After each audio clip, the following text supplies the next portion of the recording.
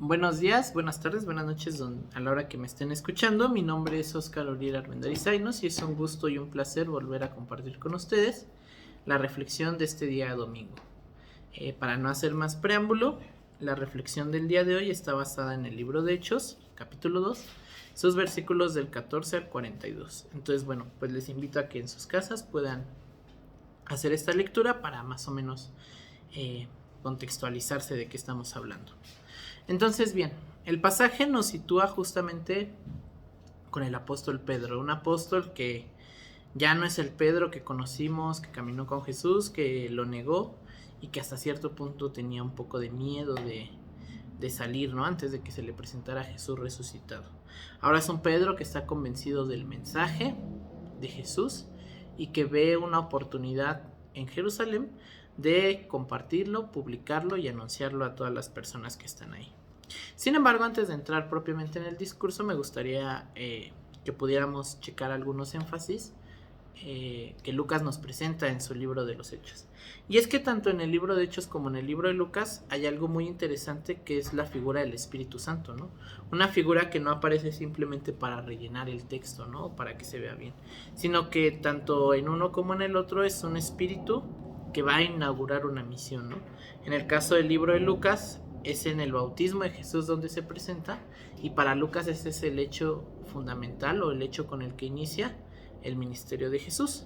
Ahora en el libro de Hechos ese mismo espíritu se presenta ahora a todos los creyentes y es un hecho fundamental para el inicio de la misión de la iglesia.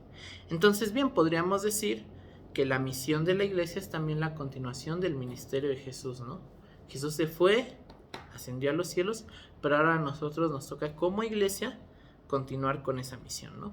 Y eso es lo que muchas personas llaman el ya, pero todavía no, ¿no?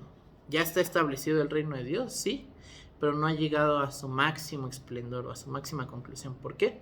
Porque ahora nos toca a nosotros como iglesia hacer esas cosas. Entonces, bien, algo que también es muy interesante que retoma el libro de Lucas es la fiesta del Pentecostés, porque la fiesta del Pentecostés en el judaísmo estaba ligado a las alianzas que había hecho Dios con los hombres. En un primer momento con Noé, después del diluvio, como bien saben, también a la alianza que hace con Moisés en el Sinaí, y donde se le entrega la ley al pueblo. Esa ley que ha de dictaminar cómo mantener una relación entre Dios y la humanidad. Ahora el discurso de Pedro para Lucas representa la entrega de ese nuevo pacto, esa nueva alianza que va a ser Dios, ya no solamente con su pueblo, sino con todos los creyentes. ¿Por quién está representado esta alianza? Pues justamente por Jesús. Jesús es ahora quien nos abre el camino a la salvación, ¿no?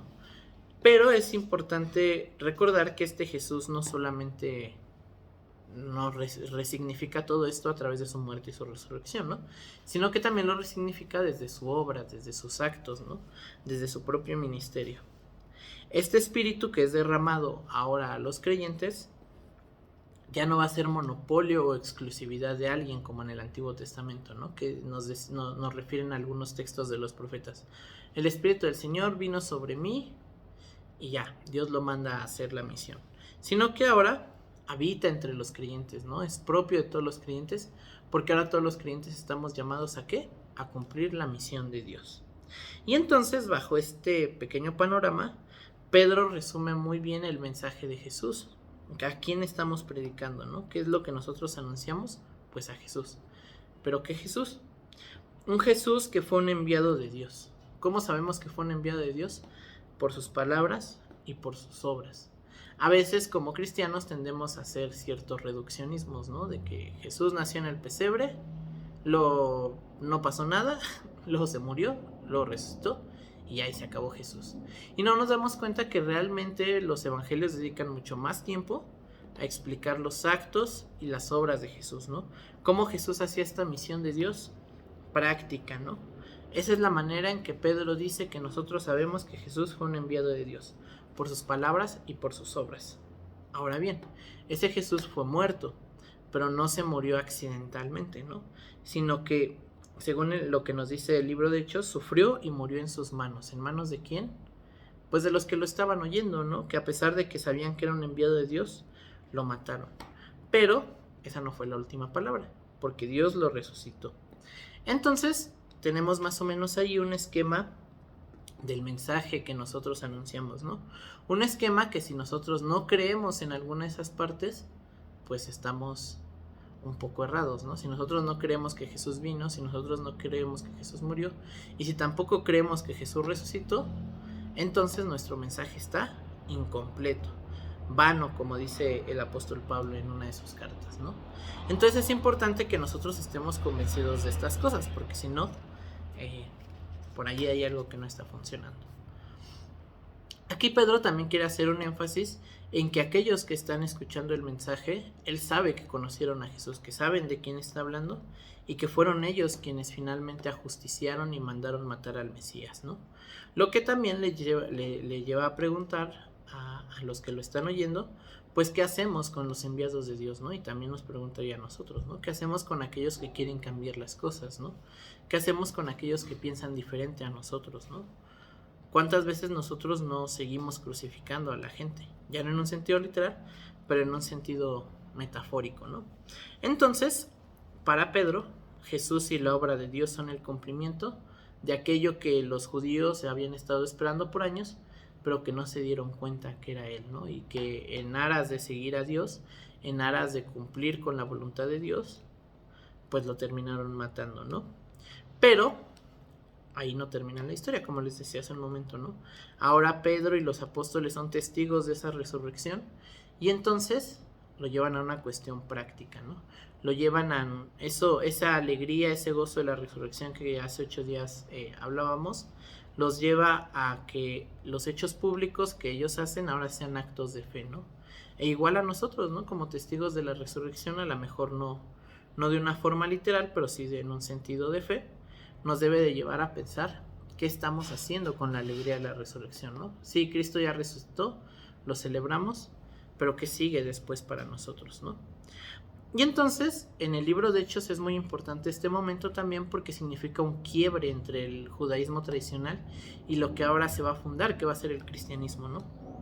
Pedro aparece como ese personaje bisagra, ¿no? Que cierra un poco lo viejo para inaugurar lo nuevo.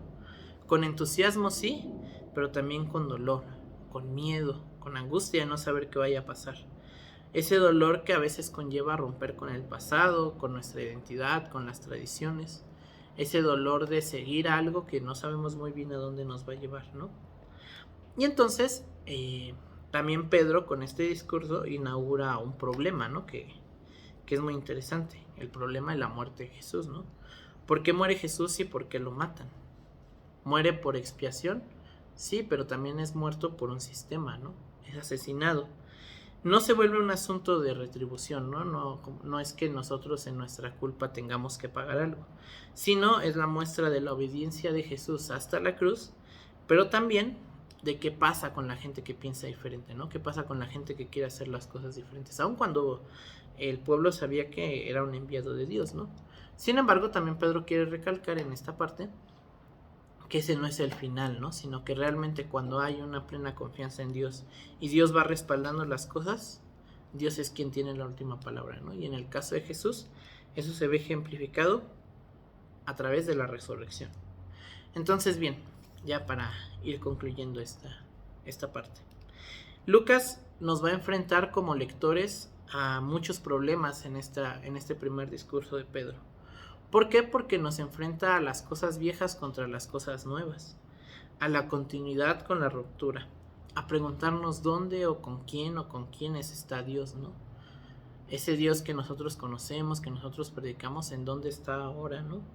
Y yo creo que esas preguntas no solamente son para la gente que escuchó a Pedro ni para nosotros hoy día, ¿no? Sino que son preguntas que han estado a lo largo de la historia de la iglesia, ¿no? En la Reforma, en la Contrarreforma, en los movimientos de renovación espiritual, en los momentos de liberación, siempre esas han sido las preguntas, ¿no? ¿Dónde está Dios? ¿Qué tanto tenemos que continuar con lo viejo? ¿Tenemos que hacer algo nuevo?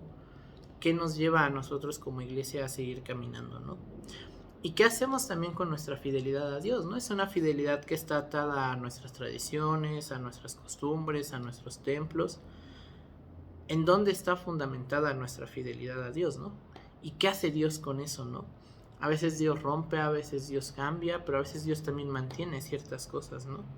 Entonces la pregunta para nosotros es, ¿en dónde está nuestra fidelidad, ¿no? Y cómo seguimos construyendo nuestra fidelidad a Dios. Yo creo que Pedro en este pasaje ya tenía muy clara su fe, ¿no? Y qué debía hacer con ella, ¿no? Esa es la primera muestra clara del Espíritu Santo en el libro de Hechos, ¿no? El hecho de que Pedro se levante y diga, a este Jesús es a quien yo voy a predicar.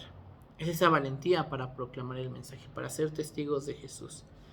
La pregunta que también nos reta a nosotros en este día es, bueno, ¿somos testigos de Jesús todavía? ¿Cómo lo somos? ¿Y dónde lo somos? Entonces, bueno, creo que este tiempo de Semana Santa, este tiempo ahora de resurrección, de Pascua, nos debe de llevar a nosotros a preguntarnos estas cosas, ¿no? Y a preguntarnos como cristianos, como iglesia, como comunidades, cuál es nuestro deber dentro de la sociedad como testigos de la resurrección. Entonces, bueno, esta era la reflexión que quería compartir con ustedes. Espero que Dios les bendiga donde quiera que se encuentren y que pronto nos volvamos a encontrar. Hasta luego.